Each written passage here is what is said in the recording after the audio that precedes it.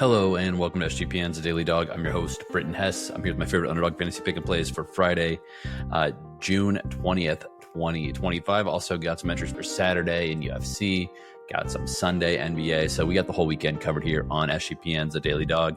And shout out to anybody who's been using the extender promo on Underdog because you're getting that max bonus for Sunday's game. We made it to a game 7, so 100% profit boost. That is spectacular. So use it on one of my entries, use it on one of your own entries, combine my entries, mix and match however you want to do it. But make sure you use that extender. Do not leave that 100% boost sitting in there. Obviously, there's some limits to what you can do with it. You can't put $5,000 on a 2-leg entry with 100% profit boost. But hey, it's a good way to build some bankroll. Hopefully, you've been riding along with the extender all along. And also, if you're new to Underdog Fantasy, sign up with the promo code DailyDog, DAILYDOG at UnderdogFantasy.com or on the Underdog Fantasy app for a 50% deposit match bonus worth up to $1,000. That is the best deposit match bonus out there, so take advantage of it if you can. All right, let's get into it right away with the Major League Baseball entries for today. There's, again, 2 games that I'm targeting a lot today. One at Wrigley Field, one at Coors Field. I think that both these parks are going to be hitters' paradises. It's not necessarily, Coors Field is pretty much always considered hitter's paradise, but the weather is really cooperating today. And then also Wrigley, early reports are that Wrigley is going to be another situation where, 20 to 30% higher than normal or than neutral conditions, expected home runs. So keep an eye on that. But on that note, I'm going to start with Julio Rodriguez, higher than 1.5 total bases in this game against the Cubs at Wrigley. Julio lit the world on fire a couple years back, not necessarily having that big of a year, but I think he's fine. Matt Boyd having a pretty good season, but I don't necessarily think Matt Boyd at age 34 is going to sustain the results he's had recently. His last 4 games, he's allowed a combined 4 runs. The game previous to that, though, he allowed 4 runs at Cincinnati. So we will see what happens. At home, he has been pretty good at home. I'm not going to lie. He's been pretty solid at home. However, the Dodgers were able to get 10 hits on him at Wrigley early on in the season.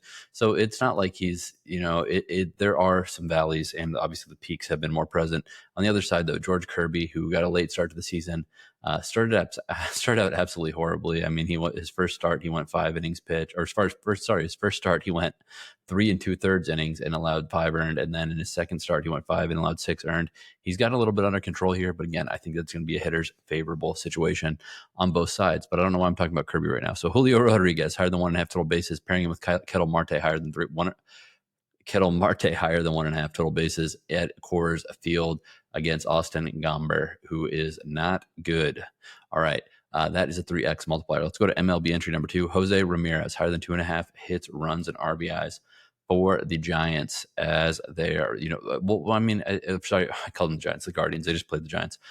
For the Guardians as they take on the Athletics, another hitter paradise park. I'm taking Jose Ramirez, higher than 2.5 hits, runs, RBIs. I think he's going to get a hit, a run, and an RBI in this game. I'm calling it one of each.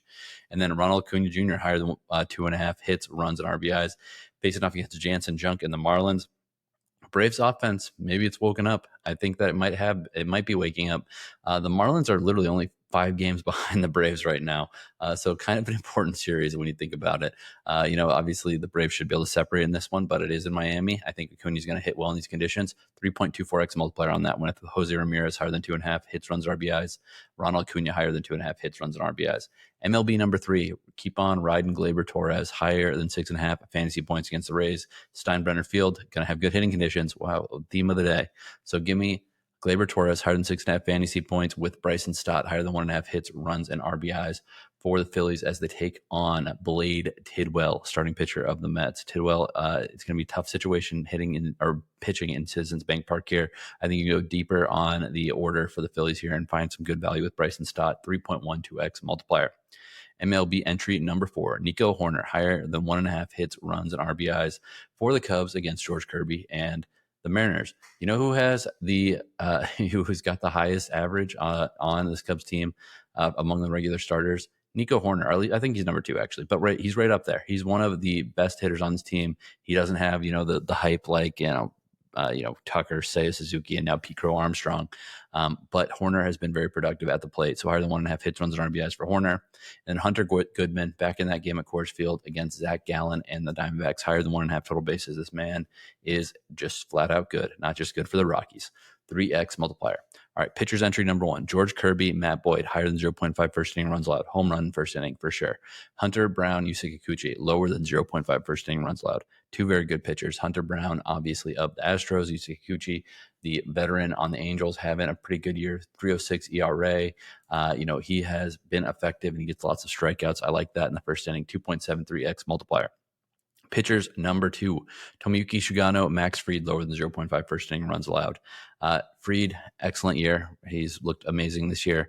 And on the other side, Sugano usually gives you a couple good innings and maybe starts to fall apart, but I like them to get out of the first inning clean. 2.73x multiplier on that one. I just mixed my lineups up. Sorry, Sugano and Fried lower than 0.5 first inning runs allowed, and then pairing that with Jack Flaherty, Shane Baz, higher than 0.5 first inning runs allowed.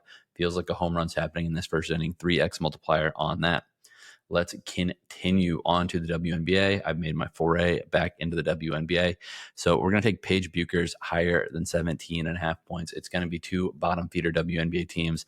I think Buecher's is going to be fine against the Sun here on her Wings squad. So Paige Buecher's higher than 17.5 points. Aja Wilson, lower than 40.5 points, rebounds, and assists. She's expected to return from a concussion. She's not really putting up these type of numbers consistently. Yes, there's some outlier like 30-plus point scoring games, and of course she crushes this when that happens. But it's not a guarantee, especially after missing some time.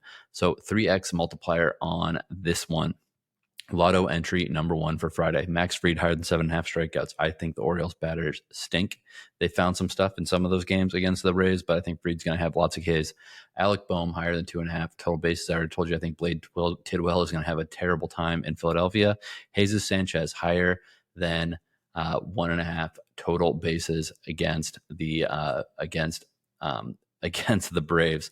They're bringing out a AAA pitcher, a 20-year-old named Didier Fuentes. Not a light in the world on fire, a big strikeout kind of number in AAA. But Jesus Sanchez, lefty versus righty, welcome to the big leagues, kid. 20.24x multiplier on that 3-leg lotto. If you flex at 10.12x or 2.81x, if it goes 2 out of 3 on that flex, I think you should flex the long shot entries every single time. Let's go to the Dong squad since we're talking about flex entries every single time.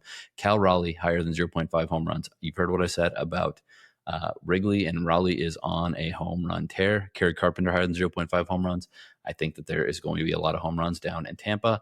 Tim Tawa higher than 0.5 home runs, a little bit deeper on the lineup for the Diamondbacks. Honestly, you could throw a dart and basically you can make a case for anybody in the Diamondbacks lineup at homer here, but I'm going with the young man Tim Tawa. 51.39x if it goes 3 for 3. Flex it 25.69x if it goes 3 for 3. Very nice. Or 5.94x if it goes 2 out of 3. Dong squad number 2. We are going to go with Dansby Swanson, higher than 0.5 home runs. Third highest home run total on this Cubs team, by the way, with 14. Mickey Moniak, higher than 0.5 home runs for the Rockies. Tyler Soderstrom, higher than 0.5 home runs for the Athletics, not the Astros. Soderstrom is definitely on the Athletics, not the Astros. 123.78x, 61.89x. If you flex it, 8.45x flex. So pretty close to the max you can even get on these flex entries. I like that one with some guys that are deeper in the lineups that hit for power and are in advantageous ballparks today to make some stuff happen. All right, first time on the show, I think I'm doing a PFL lineup. Kevin Lee, fight time, lower than 12.5 minutes versus Rabadanov. Kevin Lee, athletic freak, much better than most of the guys in PFL just athletically, but Rabadanov is very dangerous. I think they're going to be very aggressive. I don't think we're getting out of the second round here. Liz Carmouche higher than 0.5 knockouts versus Dana. Carmouche had like 43% of her career wins are via knockout. She's going against kind of a nobody up and comer. It's a very much a situation where Carmouche wants to show off and continue to be an attraction for PFL. That's why she's the co-main event. Tennis entry number 1, just one entry for tennis today. Karen Khachanov, lower than 0.5 sets lost versus Thomas Martin Echeverria. Ludmila Samsonova, higher than 0.5 sets lost against Amanda Anisimova. So we got Russia versus America. We got Russia versus Argentina. So Karen Khachanov, lower than 0.5 sets lost. Ludmila Samsonova, lower than 0.5 sets lost versus Anisimova. That is it's like a 2.04x multiplier. So it's not the biggest one on the board, but hey, got to take the ones where we can get them. All right, let's get to Saturday UFC. Khalil Roundtree Jr., fight time lower than 12.5 minutes against Jamal Hill. I think that both these guys have taken so much damage in their last few fights that they're going to be aggressive, and somebody is not going to make it out of that second round, or at least maybe not make it to midway through the third round. Ignacio Bahamondes, fight time lower than 14.99 minutes. Again, just the way he fights, the way Fiziev fights, there's going to be somebody going down here. So 3.27x multiplier on that one. Saturday, UFC number 2, Hamdi Abdel, it's a really hard name to say, Hamdi Abdel-Wahab, lower than 48.5 significant strikes against Muhammad Usman. Abdel-Wahab is a very slow plotting fighter, and he's going to be scared to mix it up with Usman because he does have real power. Jun Young Park, higher than 0.5 finishes. He's fighting against somebody who's making a second run to the UFC. That's never a good thing. So give me Jun Young Park higher than 0.5 finishes, 4.8x multiplier.